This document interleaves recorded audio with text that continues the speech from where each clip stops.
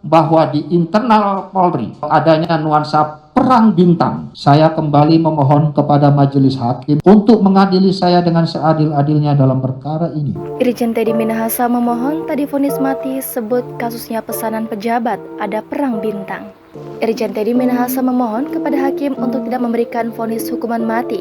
Hal tersebut terjadi saat Irjen Teddy Minahasa membacakan duplik atau tanggapan atas replik JPU di Pengadilan Negeri Jakarta Barat pada Jumat 28 April.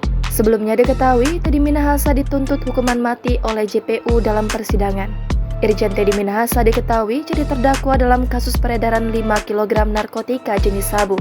Teddy Minahasa menyebut ada perang bintang dalam kasus narkoba yang menjerat dirinya.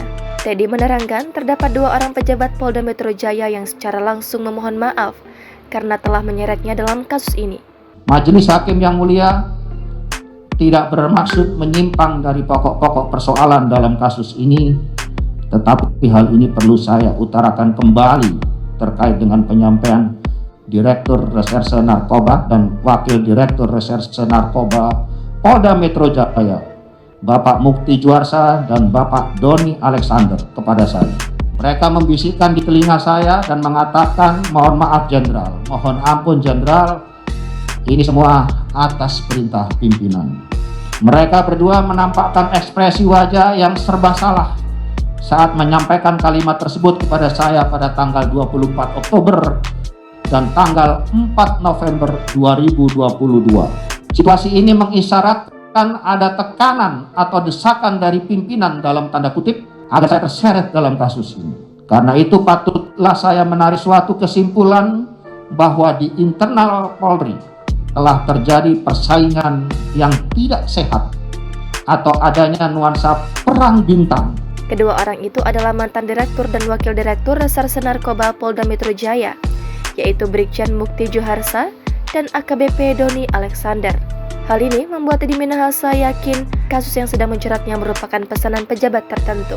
Untuk meyakinkan majelis hakim, Teddy Minahasa sampai mengutip 2 kitab suci, yaitu Alkitab dan Al-Quran.